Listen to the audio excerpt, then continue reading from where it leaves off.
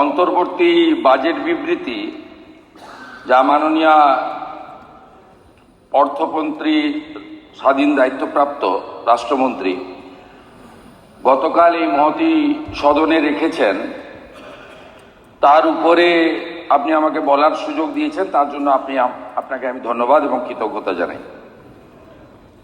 আমি এই বাজেটকে সর্বান্তকরণে বিরোধিতা করছি এই কারণে, প্রথমত ডক্টর অশোক লাহিড়ী মহোদয়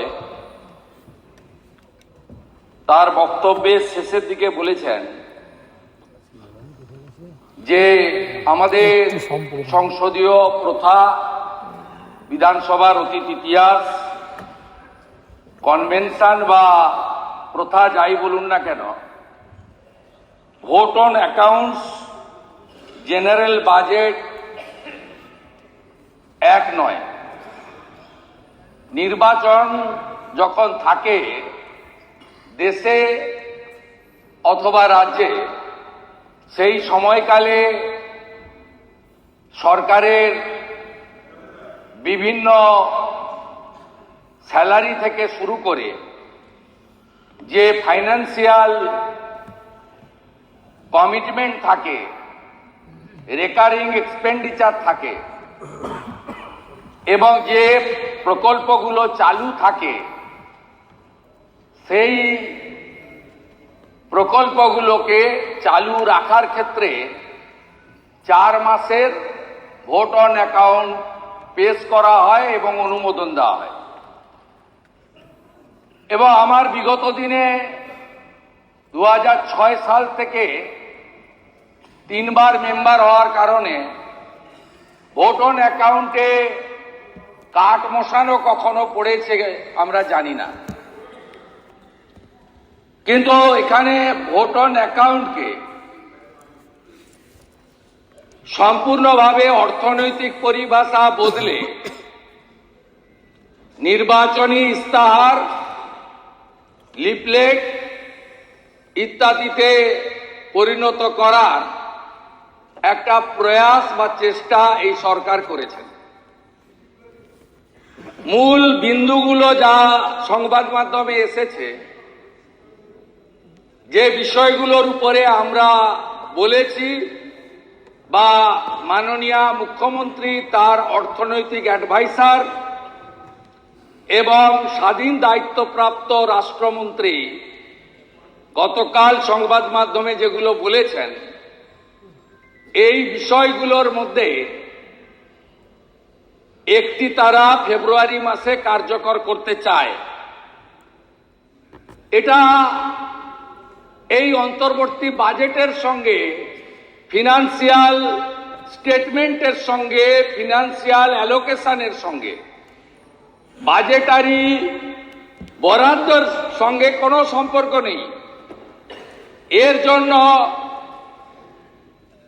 আমাদের শিশু ও নারী কল্যাণ দপ্তরের মধ্য দিয়ে মহিলাদের সামাজিক এবং অর্থনৈতিক যে বরাদ্দ, সেই বৃদ্ধির ক্ষেত্রে অ্যাডিশনাল ডিমান্ড অফ গ্র্যান্টস এই হাউসে পেশ করা উচিত ছিল। এটার সঙ্গে এপ্রিল, মে, জুন, জুলাইয়ের কোনো সম্পর্ক নেই। বাকি আইসিডিএস, আশা, প্যারা টিচার, সিভিক ভলেন্টিয়ার ইত্যাদি ইত্যাদি, এক্ষেত্রে প্রথমত যে বরাদ্দ হয়েছে, এই বরাদ্দর সঙ্গে প্রধান বিরোধী দল আমরা একমত নই। সমকাজে সমবেতন দরকার। এবং আপনারা বলেছেন এপ্রিলে চালু করবেন। কবে নির্বাচন হবে এটা আমি জানি না, ইলেকশন কমিশন জানে, কিন্তু আমরা এটা জানি 2021-এর 26শে ফেব্রুয়ারি পশ্চিমবঙ্গ বিধানসভার নির্বাচনী নির্ঘণ্ট প্রকাশ হয়েছিল। আমরা যদি ধরে নিই আগে পরে হবে, তাহলেও এপ্রিল মাস থেকে এই বরাদ্দ বৃদ্ধি কার্যকর হবে না। তার কারণ মডেল কোড অফ কন্ডাক্টে পরিষ্কার বলা আছে, গ্যালারিতে ফিনান্স সেক্রেটারি বসে শুনছেন, উনি এসিএস পদমর্যাদার officer, number of beneficiary, amount of benefits এর কোনো বৃদ্ধি হয় না। যদি 1 লক্ষ লোক পেয়ে থাকেন 1 লক্ষই থাকবে, 1 লক্ষ 1 হবে না। যদি 1000 টাকা পেয়ে থাকেন, এই 1 লক্ষ লোক 1000 টাকাই পাবেন, 1 লক্ষ 1000 টাকা হবে না। তৃতীয়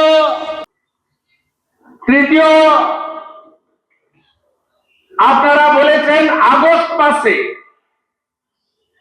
বেকার যুবকদের মাধ্যমিক পাস 21 থেকে 40 1500 টাকা বেকার ভাতা দেবেন।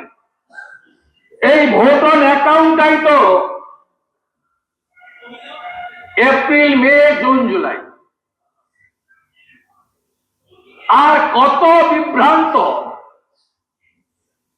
কত মিসইউজ অফ দি অ্যাসেম্বলি আপনারা করবেন। আপনারা জানেন এই যে 1500 টাকা, এই যে 3টে বাজেটের বই আমি নিয়ে এসেছি, 13-14 doctor Amit Mitra, 14-15 doctor Amit Mitra, 15-16 doctor Amit Mitra. এই স্কিমের নাম ছিল যুবশ্রী। বলা হয়েছিল বেকার যুবক এমপ্লয়মেন্ট ব্যাংক করলাম, নাম লেখো, যতক্ষণ না চাকরি পাও 1500 টাকা করে দেব। মাননীয় মুখ্যমন্ত্রী নেতাজি ইন্ডোর স্টেডিয়ামে 13 সালের অক্টোবরে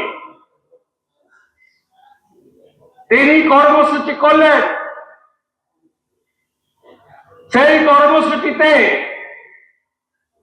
হাউসে যারা বসে আছেন, মন্ত্রী অরূপ বিশ্বাস, মন্ত্রী ইন্দ্রনীল সেন, মুখ্যমন্ত্রীর অন্যতম অ্যাডভাইসার আলাপন বন্দ্যোপাধ্যায়, তারা উপস্থিত ছিলেন।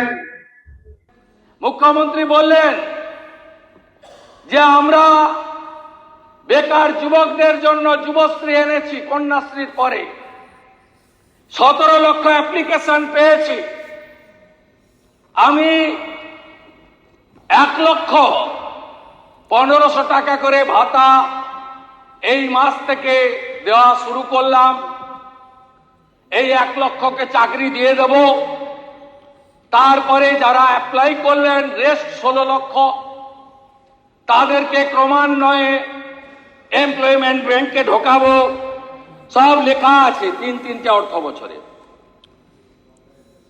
এবারে এমপ্লয়মেন্ট ব্যাংকের পঞ্চত্ব প্রাপ্তি ঘটে গেল। যুবশ্রী আর নাই। নির্বাচন আসন্ন, বিজেপির সঙ্গে তৃণমূলের ডিফারেন্স 40 লক্ষ ভোট। খসড়া ভোটার তালিকায় 58 লাখ বাদ চলে গেছে। তাই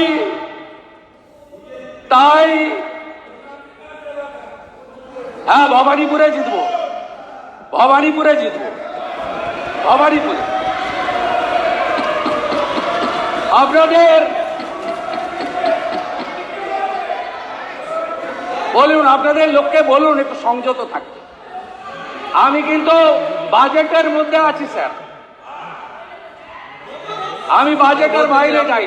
প্লিজ ওনাকে ডিস্টার্ব করে আপনি বলুন। এদের বাইরের জ্বালাটা এখানে মিটাতে চাইছি। স্যার, এই যুব সাথী সম্পূর্ণ ভাওতা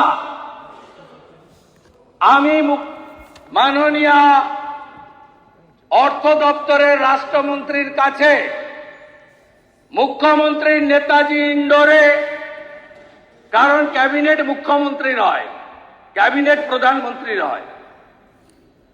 তাই মুখ্যমন্ত্রী যে ঘোষণা করেছিলেন, আমি রেডি রেফারেন্সের জন্য, আপনি বললে আমি মুখ্যমন্ত্রীর ওই স্পিচের রেকর্ডও আপনাকে দিয়ে দিতে পারি, সচিবকে দিয়ে দিতে পারি।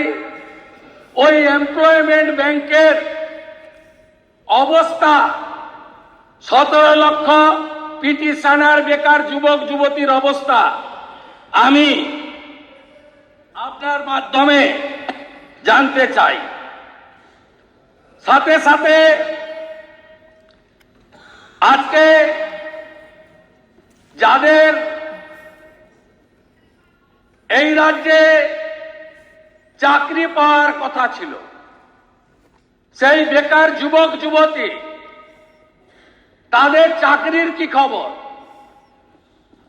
এখনো অবধি 15 বছরে 6 লক্ষ স্থায়ী পদের অবলুপ্তি ঘটিয়েছেন। 51টা কর্ম বিনিয়োগ কেন্দ্রে তালা চাবি লাগিয়েছেন। 2011-তে বামফ্রন্টের রেখে যাওয়া 1 কোটি বেকার বৃদ্ধি পেয়ে 2,15,00,000-তে হয়েছে। আপনারা চাকরি যেহেতু চুরি হয়েছে, তাই আর চাকরি দেওয়ার কোনো প্রভিশন এই বাজেটে রাখেননি। কারণ চাকরি দিলেই চুরি হবে, তাই চাকরির পাটটা বাজেট থেকে সরিয়ে দিয়ে ভাতার পাটে ঢুকে গেছে। আমরা আপনাদের দুজন মাননীয় সদস্য দেবব্রত মজুমদার, তার বক্তব্য আমি শুনছিলাম। সম্ভবত উনার এমপির নাম শ্রীমতী শাওনী ঘোষ মহোদয়া। উনি পুরো স্পিচটা উনার এমপির যেটা পার্লামেন্টে বলার কথা সেটা এখানে বলেছেন। আপনি সোর্স কিছু নয়, আপনি তো কেন্দ্রের বাজেট, রাজ্যের বাজেট, কেন্দ্রের বাজেট। আরে আপনি 15 বছর হয়ে গেছে।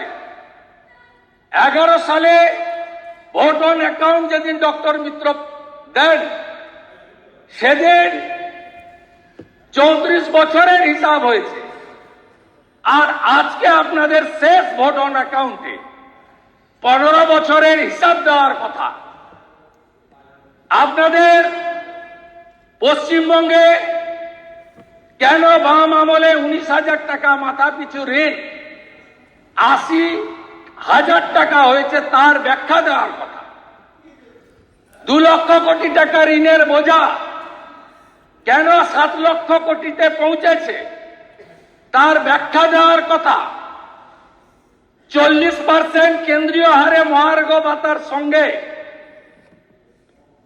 এই রাজ্যের সরকারি কর্মচারী পেনশনারদের ডিফারেন্স, তার ব্যাখ্যা দেওয়ার কথা।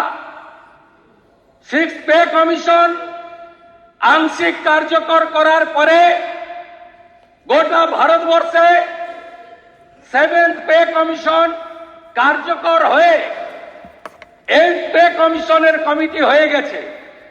আপনি কেন 7th পে কমিশন করেননি সেটা বলার কথা। বলার কথা আইসিডিএস, আশা, প্যারা টিচার, সিভিক আর গ্রিন পুলিশের বাইরে বাসের ড্রাইভার, কন্ট্রাক্টর, থার্ড পার্টি এজেন্সির মাধ্যমে নিয়োগ হওয়া, তাদের বেতন বৃদ্ধির কথা নেই। এখানে নেই সিভিল ডিফেন্সের ছেলেদের বেতন বৃদ্ধির কথা, নেই প্রাণী মিত্রদের বেতন বৃদ্ধির কথা, নেই হোমগার্ডের বেতন বৃদ্ধির কথা। এখানে উল্লেখ নেই ওয়েবেলের মাধ্যমে যারা ইলেকট্রিক বিল কালেক্ট করে সেই হাজার হাজার বেকার যুবক যুবতীর বেতন বৃদ্ধির কথা, ডাটা এন্ট্রি অপারেটরের বেতন বৃদ্ধির কথা। এই বৃদ্ধির ক্ষেত্রে বিএসকে 10,000 ছেলে আপনারাই নিয়োগ দিয়েছেন, তাদের কথা উল্লেখ নেই। আপনারা বার্ধক্য ভাতা, বিধবা ভাতা, দিব্যাঙ্গ ভাতা, লোক প্রসার শিল্পী ভাতা, তফসিলি জাতি ভাতা, তফসিলি উপজাতি ভাতা, তার 1 টাকা 100 টাকাও বৃদ্ধি কোনো কথা এখানে উল্লেখ করেননি। দেবব্রত বাবু বলছিলেন পেট্রোল, ডিজেল ইত্যাদি ইত্যাদি। এত শেষ তুলছেন কেন? বলে দিন না অর্থমন্ত্রী দাঁড়িয়ে যে পাশে বিহার, এপারে উড়িষ্যা, ওখানে পেট্রোলের যে ডিজেলের শেষ নেয় রাজ্য সরকার, আমি তাই নেব। সব রাজ্য কমিয়েছে, আপনারা কমাননি। কৃষকদের জন্য একটা লাইন দেননি।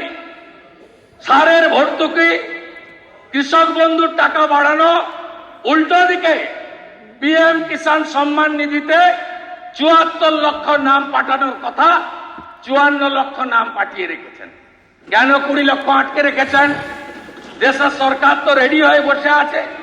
আপনাকে বলি, আমি মাননীয় অর্থমন্ত্রীকে, সব বিধায়কদের মনের কথা শাসক দল বলতে পারবেন না, কোন রাজ্যে বিধায়ক এলাকা উন্নয়ন প্রকল্পে ৭০ লাখ নেই দিদি।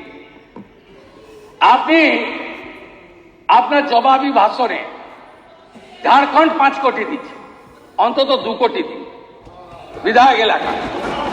আর আমাদের অনেক বাড়িয়েছেন, ৮১,০০০ থেকে ১,২১,০০০ পাচ্ছে এমএলএরা।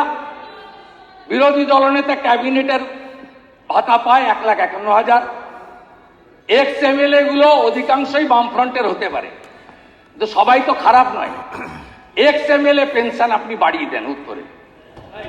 আমি আপনাকে রিকোয়েস্ট করছি, ওই টাকায় ওদের হয় না।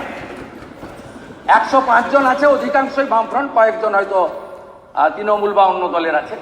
কিন্তু আমি আপনাকে বলছি, বিজেপিরও আছে, শ্রমিক ভট্টাচার্য আছে এক্স এমএলএ। আমি এই দুটো পয়েন্ট আপনাকে রিকোয়েস্ট করে আমি স্যার শেষ করব। যতই করো আক্রমণ, বাংলা জিতবে সনাতন। ৩,০০০ টাকা প্রতি মাসে বাংলার নারীদের থাকবে সুরক্ষা, বাড়বে আত্মসম্মান। ৩,০০০ টাকা দেব, ৩,০০০ টাকা দেব। যতই করো আক্রমণ, বাংলা জিতবে সনাতন। ভারত মাতা কি জয়।